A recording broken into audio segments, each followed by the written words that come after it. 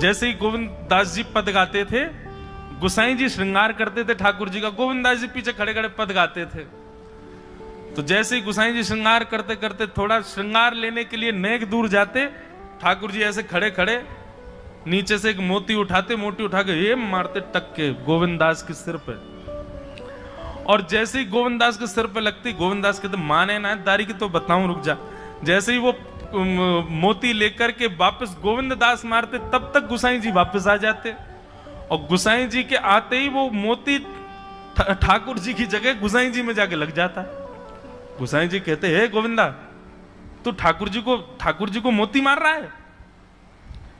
गोविंद दास बोले मेरो माथो देखियो, ये गुम्माटो फूल को ये आपके लाला ने मारो मोए।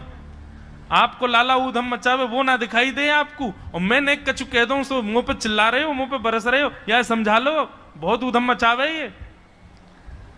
ऐसी लीला करते। गोसाई जी के नेत्रों में आंसू आ जाते, बोले गोविंदा तू कितना भाग्यशाली, तेरे संग ठाकुर जी लीला करें। गोविंद दास के साथ ऐसी ऐसी लीला करते महाराज। तो दोपहर के समय जैसे मंदिर बंद होते, ठाकुर जी महाराज फेंटा कस के आ जाते, ए गोविंदा चल खेलवे चल रहे हैं। ठाकुर जी गोविंद दास के संग खेलने जाते। एक दिन ठाकुर जी बोले गोविंदा तू घोड़ा बन जा, मैं तेरे ऊपर बैठ के डोलूंगो। गोविंद दास जी घोड़ा बन गए। घोड़ा बन के ठाकुर जी ऊपर बैठ गए, और गोविंद दास की दो पौनी बना दी ऐसी, और दो पौनी इनको ही ऐसे पकड़ पकड़ के ठाकुर जी चला रहे हैं। और ठाकुर जी तो खेले भैया, कछु भी कर सकें। गोविंद दास के ऊपर बैठ गए और उसको चलाने लगे। अब चलते चलते गोविंद दास रुक गए, और ठाकुर जी बोले ए गोविंदा चल, ए मेरे घोड़ा चल। गोविंद दास जी बोले जय जय जय जय, नेक उतर जाओ। ठाकुर जी बोले काय को? गोविंद दास जी बोले लघु शंका लगी है, नेक मुझे जानो है, नेक उतर जाओ। ठाकुर जी बोले ऐसी बात कर रहे हो गोविंदा हैं? कोई घुड़सवार घोड़ा पे बैठ के घूमे, और घोड़ा को लघु शंका आवे तो वो का यूं के ओ भैया नेक उतर जा, मैं लघु शंका करके आऊं, फिर बैठियो मेरे ऊपर। गोविंद दास जी बोले तो कहा आज्ञा? बोले आज्ञा वो ये जो कह रहा हूं, जैसे घोड़ा बिना आज्ञा लिए अपने व्यक्ति को ऊपर बैठा के सब काम कर ले, वैसे तू कर ले। तो गोविंद दास जी ऐसे घोड़ा बन करके चल रहे हैं, ठाकुर जी ऊपर बैठे हैं और सब कर आए काम। अब इतने में ही कोई व्यक्ति वहां से जा रहा था। अब उस व्यक्ति को ठाकुर जी नहीं दिख रहे हैं, उसको गोविंद दास चलते चलते दिख रहे हैं। उसने जब देखा, अरे राम राम राम राम जी, गोविंद दास जी क्या? महाराज किसी व्यक्ति ने गोविंद दास जी को ऐसे देख लिया, ओहो जी तो ऐसे ही डोल रहा है और चलते फिरते ही कर रहा है। गोसाई जी से जाकर के शिकायत कर दी, और गोसाई जी से कही, बोले गोसाई जी आपने गोविंद दास को बहुत सिर पर चढ़ा लिया आज। अरे भाई खड़े होके लघु शंका करना भी मना है शास्त्रों में, वो तो ऐसे बैठ करके चलते चलते कर रहा था, और वस्त्रों में ही कर रहा था, इतना अपवित्र, और आप उसको मंदिर की सेवा देते हो। गोसाई जी को सुन करके अच्छा नहीं लगा। शाम को स्नान आदि करके दूसरे वस्त्र पहन करके गोविंदास आए। आकर के आपने गोसाई जी को प्रणाम किया, तो गोसाई जी ने मुंह फेर लिया। तो गोविंदास बोले जय जय, आप नाराज हो हमसे? गोसाई जी बोले आप आचार विचार सब भूल चुके हैं अपना। आप इस प्रकार से आज कुछ कर रहे थे, मुझे लोगों ने बताया आकर के। गोविंदास जी बोले आपकी बात है जाए तो मैं बोलूं? बोला हाँ बोलो। बोले मोते मत कहो, अपने लाला को समझाओ। जय हट करके बैठे, जय जिद करे, कहा करूं कहां तक समझाऊं जाकू मैं? आज मुंह को घोड़ा बना लियो, और घोड़ा बना के मेरे दो पौनी बना के ऐसे ऐसे चला रहे मुंह। तब मैंने इनसे कहीं जय जय नेक उतर जाओ, मैंने एक लघु शंका कर आऊं, स्नान कर आऊं, फिर बैठ जाइयो। तो मुझे बोले घोड़ा कभी आज्ञा ले, तू तो मेरा घोड़ा है, ऐसी कर ले। इनकी आज्ञा सो मैंने कियो, मैंने अपनी इच्छा सो नहीं क्यों? नहीं मैं क्यों करूंगा ऐसा? गोविंद दास जी की बात सुनकर के गोसाई विठलनाथ जी इतने भावुक हो गए, इतने भावुक हो गए। उस दिन गोसाई जी ने नियम बना दिया, सबको बोल दिया, बोले सुनो आज के बाद गोविंदास कुछ भी करे इसकी शिकायत हमसे मत करना। क्यों? गोविंदास अपनी इच्छा से कुछ नहीं करता, जय जय कराते हैं उससे, ठाकुर जी कराते हैं उससे। एक बार ठाकुर जी गोविंदास से बोले ए गोविंदा। बोले हाँ, मेरो दाल बाटी खावे को मन हेरो है। तो दाल बाटी चूरमा। ठाकुर जी बोले ए गोविंदा, ऐसे ही बोलते थे, बोले मोए दाल बाटी खानी है। गोविंदास बोले 56 भोग बनते हैं रसोई में। अपरस में मुंह पे पट्टी बांध करके महाराज रसोईया बनाता है। अपरस में यमुना जी का जल आता है वहां से, वृंदावन से, उसके जल में सुंदर प्रसादी बनती है। इतने सुंदर शुद्ध भोजन को छोड़ के यूं कह रहे दाल बाटी खानी है। ठीक है, मैं आज बोल दूंगा रसोई घर में बनवा देता हूं। बोले ना, रसोई की ना खानी तो। बोले तेरी कदम खंडी में आऊंगा। गोविंदास जी जहां बैठ करके भजन चिंतन करते थे, मंदिर से थोड़ा दूर था, सुंदर वन था गिरिराज जी में। बोले मां आऊंगो और वहीं पे तू कंडा, वही गोबरी कंडा में बना, और कंडा में बना के तैयार कर, मैं आऊंगा वहीं खाऊंगा। गोविंदास जी बोले यहां सब लोग आपको मंदिर में पूजने आते हैं, आप यहाँ पे भगवान हो, ऐसे कहीं खाने पीने आओ। बोले कोई को पता थोड़ी चलेगी, मैं आ जाऊंगा, तू चिंता मत करे, तू सुन तैयारी कर ले, आज मैं तेरे यहां आके प्रसाद पाऊंगा। गोविंदास जी चुपचाप मंदिर से भाग गए, किसी को बताया नहीं। किसी को पता थोड़ी कि ठाकुर जी ऐसे बाहर भी चले जाते हैं, सबको लगी अंदर ही रहते हैं ये। गोविंदास जी दौड़ करके गए, बढ़िया कंडा में बढ़िया उपले उपले लगा करके, महाराज बाटी बनाई, दाल चढ़ा दी, सुंदर। ठाकुर जी आएंगे पाने। एक पंथ दो काज, ठाकुर जी को दो लीलाएं एक साथ करनी थी। एक तो गोविंददास के संग सुख लेना है, और एक झाड़ू लगाने वाला गिरिराज जी की तलहटी में झाड़ू लगाता था, उसको मंदिर में प्रवेश नहीं करने देते थे लोग। तो वो बेचारा बाहर खड़ा खड़ा ही दर्शनार्थियों से पूछता था कि ठाकुर जी दिख कैसे रहे हैं, मुझे ये बता दो। दर्शनार्थी आकर के बताते थे नीली ठाकुर जी ने बाघा पहना है, गले में मोतियों की माला है, मकराकृत कुंडल है, ऐसा टिपारा ठाकुर जी के सिर पर रखा है, और ऐसा ठाकुर जी का श्रृंगार है। तो वो बाहर खड़ा खड़ा नेत्र बंद करके सुन सुन करके ही अपने चित्त में एक झांकी बना लेता था, और मन में सोचता था ऐसे दिख रहे होंगे ठाकुर जी। पर रोज प्रार्थना करता था, नाथ मुझे लगता है इस जन्म में तो आप मुझे कभी नहीं दिखोगे, भगवान इस जन्म में तो मैं आपके योग्य नहीं हूं, पर मेरे पर बस इतनी कृपा कर दो कि अगला जन्म मुझे दीजिएगा, तो कुछ नहीं तो चेंटी बना देना, तो चेंटी बन करके मैं आपके 56 भोग में ही आ जाऊंगा, भीतर आके आपका दर्शन कर लूंगा, लेकिन मुझ पर अनुग्रह कर देना। ठाकुर जी उसके इस भाव से इतने रीझ गए। गोविंददास को बोला था कि दाल बाटी खाने आएंगे, अब मंदिर बंद करके सब तो चले गए वहां से, सब लोग भोजनालय में भोजन प्रसाद पाने लगे। ठाकुर जी मंदिर से निकले अचक करके बाहर, गिरिराज पर्वत के ऊपर विराजते थे। जैसे ही बाहर निकल करके आए तो गिरिराज पर्वत के नीचे ही वही झाड़ू लगाने वाला उन नेत्रों से आंसू बह रहे थे। ठाकुर जी का चिंतन कर रहा था, आज ठाकुर जी ऐसे दिख रहे हैं, सिर पर चांदी का मुकुट पहना है, ठाकुर जी ने आज गुलाब का इत्र लगाया है, ठाकुर जी के ऐसे ऐसे मकराकृत ठाकुर जी के कटाक्ष, वो सब चिंतन कर रहा था। ठाकुर जी नीचे उतर करके जाने लगे, इतने में ही ठाकुर जी ने लीला करी और जोर जोर से ठाकुर जी चिल्लाने लगे, अरे जल्दी ते आइयो, देखियो मेरे पाम में कांटो लग गयो, अरे जल्दी ते कोई आओ या कांटे को निकारो, मुझको तो बहुत दर्द है रो है, अरे भैया जल्दी आओ जल्दी आओ। अब ये स्वर जैसे ही सुना उस झाड़ू लगाने वाले ने, उसके नेत्र खुल गए। उसने देखा, बोले कि ये स्वर कहां से आ रहा है। उसने जैसे ही नेत्र उठा करके ऊपर देखा, तियों की माला पहनी है, मकराकृत कुंडल पहना है, चांदी का मुकुट चमक रहा है मस्तिष्क पर, ठाकुर जी के केश घुंघराले लहरा रहे हैं, और ठाकुर जी अपना एक पाम हाथ में पकड़ करके और एक पैर पर लंगड़ी जैसे खेलते हैं, ऐसे ठाकुर जी कूद रहे हैं यहां से वहां। नीचे से झाड़ू लगाने वाले लगे, अरे ऐसा पुरुष तो मैंने जीवन में कभी नहीं देखा, ये कैसा पुरुष है।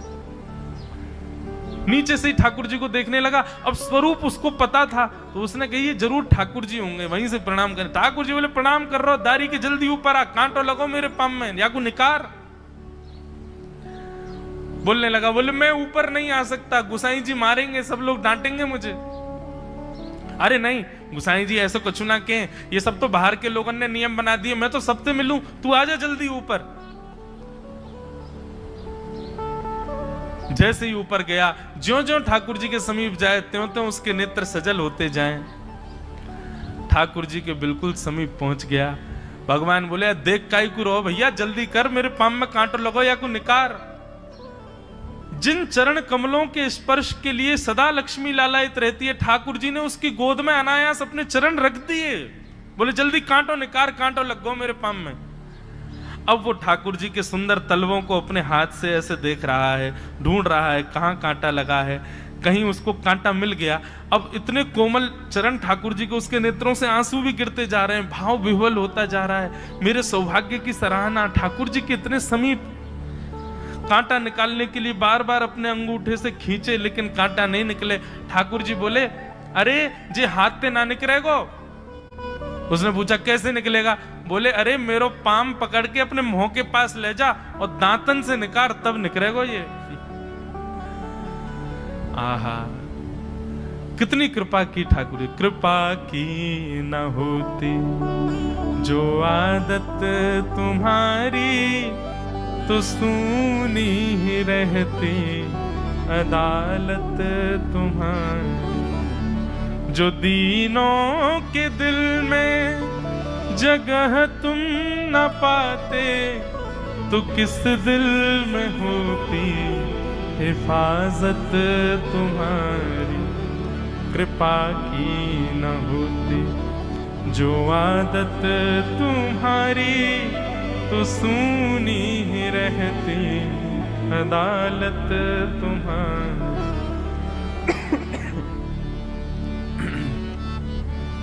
कितनी कृपा। उसने कांटा निकाला मुख से। ठाकुर जी बोले अब चल, मुंह से चलो ना जा रहा। गोविंद दास ने अपनी कदम खंडी में दाल बाटी बनाई है, मुंह ले चल वहां पे। बोला कैसे लेके चलूं? बोले तेरे कंधान पे बैठ जाऊंगा मैं। और ठाकुर जी ने अपने दोनों पांव ऐसे लटका लिए उसके यहाँ पे, और सिर पकड़ करके उसके ऊपर ही बैठ गए। बोले चल ले चल मुंह को।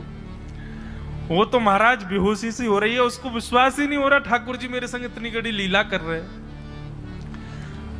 गोविंद दास की कदम खंडी में पहुंचने से पहले उस बालक ने ठाकुर जी गोविंद दास जी मुझे बहुत मारेंगे, अगर उनको पता चल गई मैंने आपको छू लिया है तो मुझे बहुत डांटेंगे। आप एक काम करो, अब यहां से आप पैदल चले जाओ, मैं यहीं खड़ा हूं।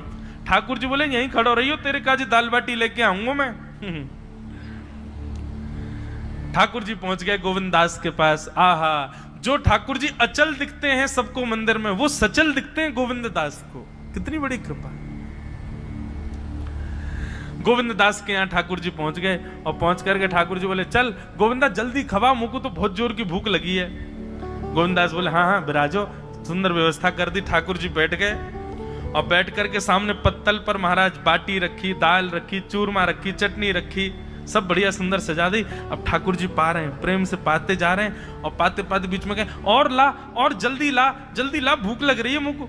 गोविंदास बोले पहले इनको तो खा लो। अरे ना तू जाने ना है मंदिर में मेरो भूख कैसे लगे? थाली में 2 रोटी और ये सब्जी, इनते मेरो भूख पेट थोड़ी भरे। मेरे सामने तो सबरी सामग्री धर दो, मेरो जो मन होगा मैं उठा उठा के पाते जाऊंगा। अरे गोविंदा जल्दी जल्दी लेके आ। अब गोविंद दास जी पीछे मुड़ करके बढ़िया सुंदर बाटी वाटी सेके। इतने में ठाकुर जी क्या करें, एक बाटी तो खा जाएं और दूसरी बाटी उठा के अपनी जेब में धरते जाएं। वो संग आयो वाके काजी लेके जानी है।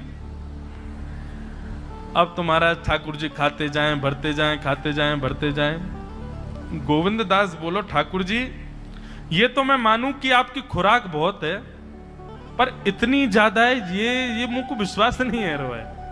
क्यों हैं 56 बाटी खा गए हो अब तक आप? अरे कोई तुकना है, पेट है कि समुद्र है, कुआ है, कहा है आपको? ठाकुर जी बोले अच्छा दारी के ऐसे बोले, चलो जाऊंगा मैं। अरे नहीं जय आप तो पाओ। ठाकुर जी तो जेब में भरते जा रहे थे। अब ठाकुर जी का पेट भर गया। ठाकुर जी बोले चल भैया गोविंदा अब पेट भर गया, नेक देर हम एक पेड़ के नीचे बैठ के नेक सुस्ताए लें, फिर बाकी बाद मंदिर में जाएंगे। 4 बजे मंदिर खुल जाएगा दर्शन देने। जैसे ही ठाकुर जी खड़े भये महाराज, सोई उनकी पीतांबरी फैल गई। पीतांबरी फैली। गोविंदास बोले जय ये बाटी खाए के आप इतनी जल्दी मोटे कैसे है गए? ये पेट आपको है तो सही, लेकिन ये इतना चौड़ो कैसे है गो? और पेट कोई खावे तो वो आगे की तरफ निकल रही है, ये कोने में कैसे निकल रहा है? ये दोनों तरफ पेट बाहर कैसे आ रहा है आपको? ठाकुर जी बोले ना कछु ना कछु, नहीं नहीं नहीं दिखाओ। अब तो महाराज गोविंददास ने पकड़ के जैसे ही पकड़े तो अंदर से बाटी निकल आई। जे बाटी कौन के काजे भर के ले जा रहे हो? सही सही बताइयो लाला, कौन के काजे? कोई और सखा बना लियो तुमने मेरे अलावा? गोविंददास जी बाहर गए, बाहर जाकर के देखा तो एक वृक्ष के पीछे वो झाड़ू लगाने वाला बैठा था। अच्छा, तो अब जे आपको सखा बन गए, जे आपको मित्र है गयो, या के काजे बाटी भर के ला रहे हो? ठाकुर जी कहे अच्छा अरे भैया ठीक है, अब तू सबंत कह मत दियो कि मैं या के संग आयो, या के संग खेलूं। अरे बेचारो बड़ो प्रेम करे मोते, ये भूखो बेचारो, मैंने सोची या के काजे बाटी ले चलूं। गोविंददास जी के चित्त में एक क्षण के लिए तो ये भाव आ रहा है कि ठाकुर जी कितने प्रेमी हैं, लेकिन बाहर से कैसा दिखा रहे हैं? बोले स्वयं ने इतने सारे ग्रंथ निर्माण करा दिए, 4 वेद लिखवा दिए, उन पुराणों में शुद्धि, पवित्रता, अपरसता, सबके इतने नियम बना दिए, और खुद क्या कर रहे हो? हैं? कोई के सिर पर बैठ के घूम रहे हो, कहीं जा रहे हो, कछु भी खा रहे हो? ठाकुर जी बोले अब ये सब नियम तो मानवन के लिए है ना, हम तो जय जय हैं, हम थोड़ी करेंगे इन नियमन को। बोले चुपचाप चलो और आचमन करो, शुद्धि करो, तब जाइयो मंदिर में। वहीं गोविंद कुंड के पास में गोविंददास जी ने जबरदस्ती ठाकुर जी बैठा दिए। बोले हाथ में जल लो।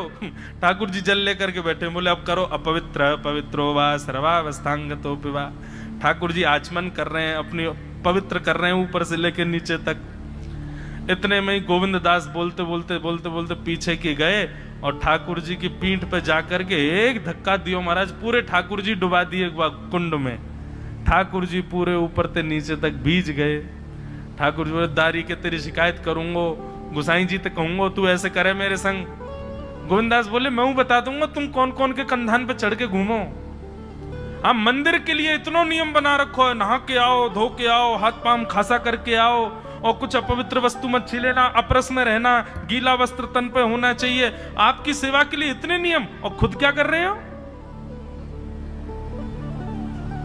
ऐसे गोविंददास वो कह रहे हैं यद्यपि रूप गुण शील सुधरता, इन बातन न रिझई है प्रिय